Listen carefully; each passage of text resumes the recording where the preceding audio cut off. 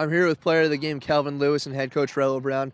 Kelvin, we'll start off with you. 151 yards on the ground, 15 rushes, one touchdown. What was working so well for you on the ground?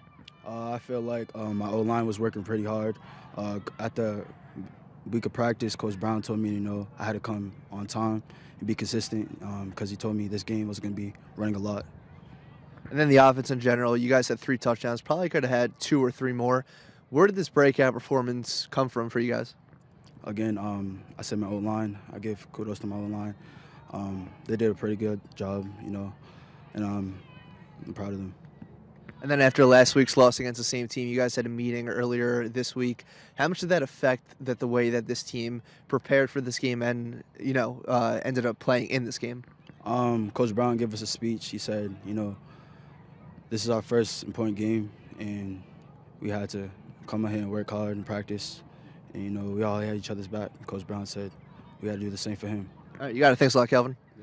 Get on to Raul right now. Raul, first off, how about the play at Kelvin? Unbelievable. He averaged over 10 yards per game per rush on the ground.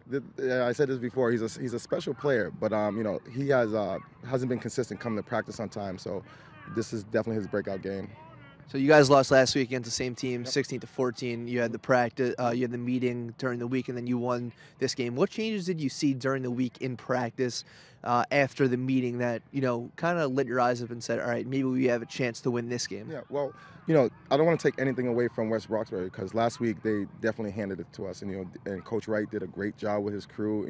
This is probably one of the hardest hitting kids that we've faced this year. They always bring it, but for us we weren't playing Bears football. I challenged them. I told them I expect us to win, and that's what my expectations were. And I asked them in our meeting, I was like, listen, I'm telling everybody we're going to win. Do you guys have my back? And they said, yeah, we have your back. And I said, listen, if you're going to have my back, we need to execute and we need to make sure we come out here and do our job.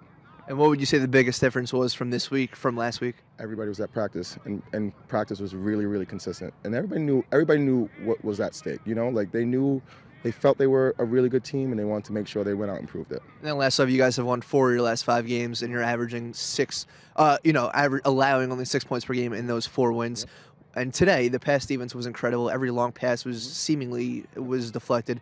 What was it so good? What worked so well for the pass defense today? Well, our defense in general have been carrying us. Our offense kind of has taken a toll.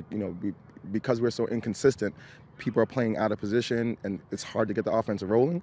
But our defense pretty much has been there the whole year.